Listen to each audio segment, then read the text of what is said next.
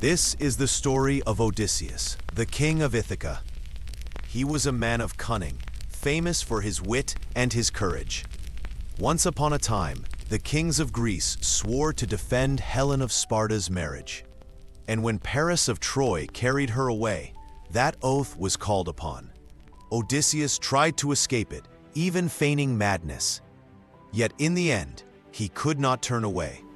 Honor demanded it, and so he left Ithaca behind, his queen, Penelope, and his infant son, Telemachus, to sail with the Greeks against Troy.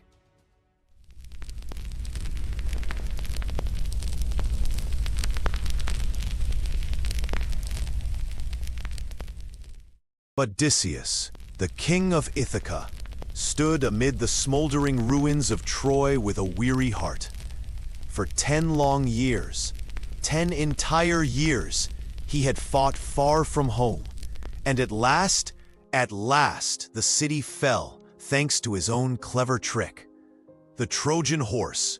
You see, the Greeks had pretended to retreat, leaving behind this massive wooden horse as a supposed offering to the gods. But hidden inside, well, Odysseus and his best warriors were crammed in there, waiting. When the Trojans dragged the horse into their city to celebrate their victory, that's when the real battle began. In the dead of night, the Greeks poured out and opened the city gates for their army. He had won many battles, but none like this. The war was over and victory was theirs, but all Odysseus could think of was returning across the sea to his wife, Penelope, and his young son, Telemachus, whom he had left as a newborn. At dawn, Odysseus gathered his men and their hard-earned loot and set sail in a fleet of 12 ships, eager to return to Ithaca. The ships creaked under the weight of treasure as they left Troy's shore behind. The salty wind filled their sails, and the warriors smiled at the thought of home. Yet, the gods were not finished with Odysseus. Oh no. You see, during the war, Odysseus had done things that angered the gods. He'd been, well, let's say arrogant. He'd claimed his victories were due to his own brilliance rather than divine favor. The gods had long memories, and the vast open sea had its own trials in store. The sea was never kind to Odysseus. Not long after departing, the fleet came upon the island of Ismarus, land of the Cicones. Odysseus and his hungry men raided a coastal town there, easily overwhelming the Cicones and taking livestock and wine. The men, flush with victory, ignored their king's warning to leave quickly. They feasted on the beach late into the night, celebrating recklessly amid the smell of roasting meat and spilled wine. When the sky lightened at dawn, reinforcements of Cicones, fierce inland fighters, swarmed over the dunes. With furious shouts and clanging spears, the Cicones attacked in force.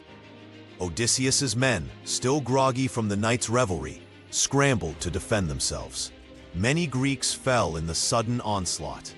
The sand turned dark with their blood. Odysseus had no choice but to order a retreat. He and the survivors fought their way back to the ships and pushed offshore, leaving behind the fallen. Bloodied and chastened, Odysseus's fleet was met by an even greater foe on the open water. As they sailed away from Ismarus, the sky blacked. A gale roared in from the north without warning, screaming over the waves. Lightning split the clouds. The wooden ships heaved on towering swells, timbers groaning. For 9 days and nights, 9 endless days and nights, a raging storm tossed them helplessly across the sea. The men bailed water and clung to the oars, hearts pounding with fear as thunder shook the sky.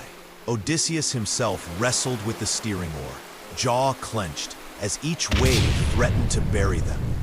Exhausted and disoriented, they could only pray to the gods for mercy as the storm blew them far off course. On the 10th day, The winds finally gentled and the seas calmed.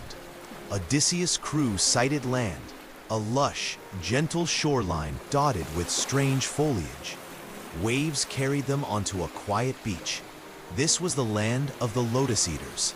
The local inhabitants were peaceful and welcomed the sailors, offering them sweet, honey-scented lotus fruit. Now, this wasn't just any fruit. The lotus contained powerful, magical properties. It was like nature's most potent drug. It didn't just taste sweet. It literally rewired your brain, making you forget everything you'd ever cared about. Bewitched by its sugary perfume, several of Odysseus's men took just a bite, and their eyes grew hazy. A dreamy smile spread across their faces. The lotus was no ordinary food. It made those who tasted it forget everything else. Everything. Their families, their homes, their very identity, gone. The men who ate it no longer cared about home or duty. They wanted only to stay and eat more lotus, lazing in bliss under the warm sun. It was the perfect trap, you see. No violence, no chains, just complete, blissful forgetfulness. Odysseus soon realized something was very wrong when some of his strongest sailors refused to return to the ship, instead lying among the lotus trees with goofy grins. Despite their pleading and protests, he dragged the enchanted men back, one by one, even tying them to the ship's benches if necessary. He realized that the only way to break the spell was to get them completely away from the island. So he didn't just drag a few men back, he ordered an immediate evacuation. He knew that every moment they lingered, more would succumb to the lotus and lose their will to leave. Odysseus ordered the rest of the crew to immediately board the ships. As the breeze filled the sails once more, the island of the Lotus-Eaters faded on the horizon, and with it, the remaining traces of the lotus's spell began to lift from his men's minds. They had escaped the gentle trap of forgetfulness by the skin of their teeth. Relieved but wary, Odysseus and his men sailed on, eyes scanning the horizon for what lay next.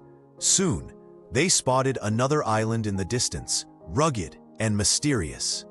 Drawing closer, they could make out goats roaming its hills and a large dark cave mouth near the shore. It looked quiet and untouched by civilization. Hoping for fresh water and food, Odysseus decided to land and explore, unaware that on this island, in that shadowy cave, a new and monstrous danger was waiting for them.